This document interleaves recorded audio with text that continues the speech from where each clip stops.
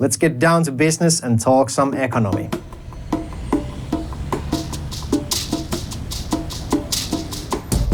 The economy in City Skylines II has been remade from the ground up. We have strived for more realism in the simulation of households as well as businesses in the city.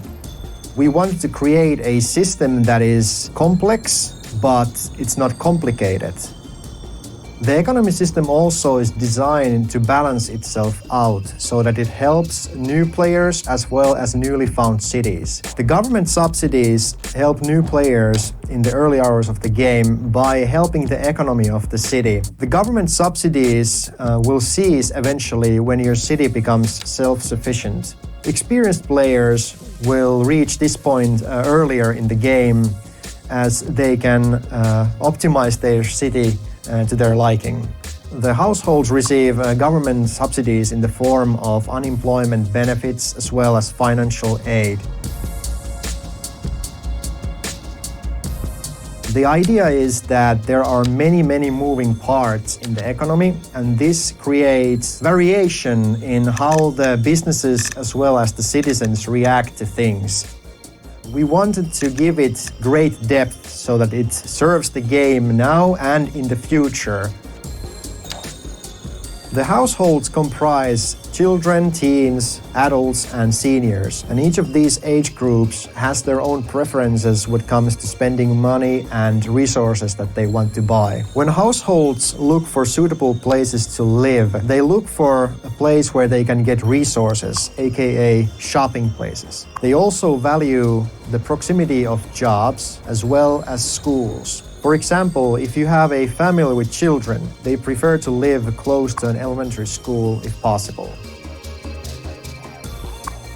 Different families also require different amount of space. If you have single households, they can live comfortably in low-rent housing or in one of those tall apartment towers. But if you have family with children, they prefer the larger spaces like detached houses or apartment buildings.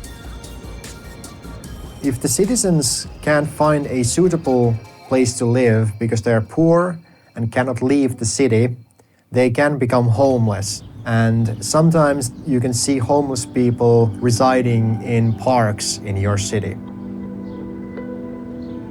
In the case of industries and the businesses overall in your city, the industrial companies take resources and then turn them into other types of goods that they then ship to companies that sell them to their end users. This usually means the citizens in your city.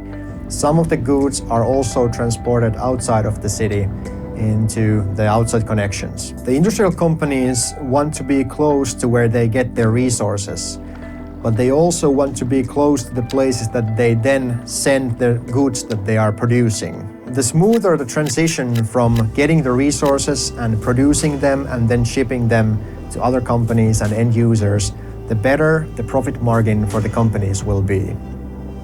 The economic situation of the city also affects how the companies function in your city. If the economic situation is good, the companies will increase their production, and this also means that they can hire more workers. If the economic situation becomes bad, the companies will reevaluate their production, and this means that they will scale it down and lay off unnecessary workers. That would be great, but why can't I say it like... You just said it. That's a usable take. Is it? Is it? Okay. Great!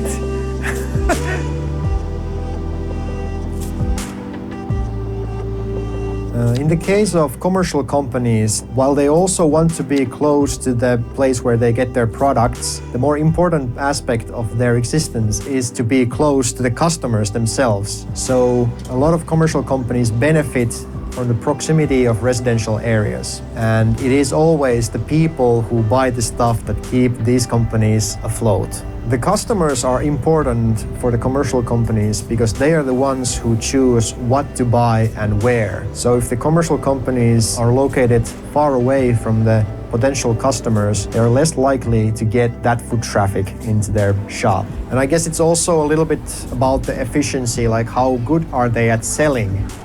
Industrial companies, their thing is that the workers, their effort is turned into production. And the more efficient it is, the higher the production is. And in the case of commercial companies, the workers are turned into like service. And the better they are, the more they can service, which means that more people can be in the shop, and it means that more people buy the products, which then means that the product is probably going to be cheaper, just like in real life when you have large stores that can sell for cheaper than small corner stores. And that was that. Can we use that?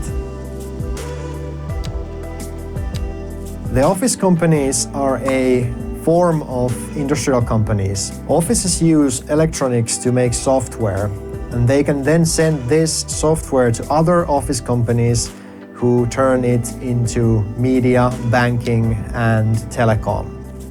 We've also wanted to update the companies in City Skylines II, and one of those updates was that we wanted to have a more realistic number of workers in each company. So now you can have office towers with, well, hundreds of workers. In City Skylines 1, we had industrial specializations that you could zone in, just like the normal industries. But in City Skylines 2, the specialized industry areas include farming, where you have livestock, cotton farming, vegetable farming, and grain farming. Then we have stone, ore, and mineral mining, as well as oil drilling and forestry. And now you have specialized industry areas that you create by first placing the hub building on the map and then creating an area where that hub building operates. So if you have an oil field in your city, you can just create an area over the oil field, and you'll soon see different types of oil manufacturing buildings appear in that area. I personally really like the livestock option of farming because you can see all the animals walking in the area. Unlike the regular industry in your city, the specialized industry areas can't go bankrupt. They will instead just adjust their production according to the situation in your city. If there's a surplus for any goods in your city, the companies will export them to outside connections. The more goods that they export to outside connections, the less profit they will make because their transportation costs will increase over time. There are three things that affect the transportation cost and potential profit when transporting goods. These are the price of the good, the weight of the good, as well as the size of the good. The loan system in City Skylines has been reworked. You can now take one loan and the loan limit increases as you reach new milestones. And you can also adjust the loan at any time in the game. You can either lend more money or pay back some or all of the loan.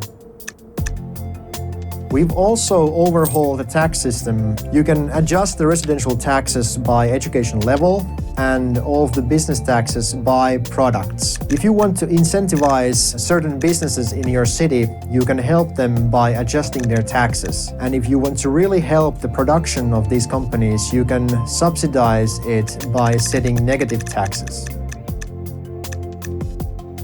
Each city service has a service budget that you can adjust, and this service budget affects the city services' efficiency. Some city services also have service fees that can be adjusted, and adjusting these will affect the behavior of the citizens who use these services.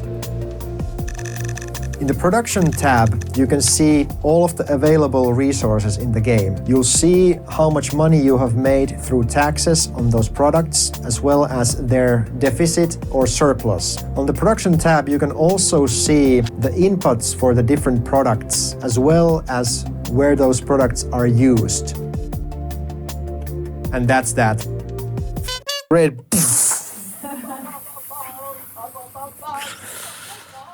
Yeah, thanks for watching. Cool, that was it.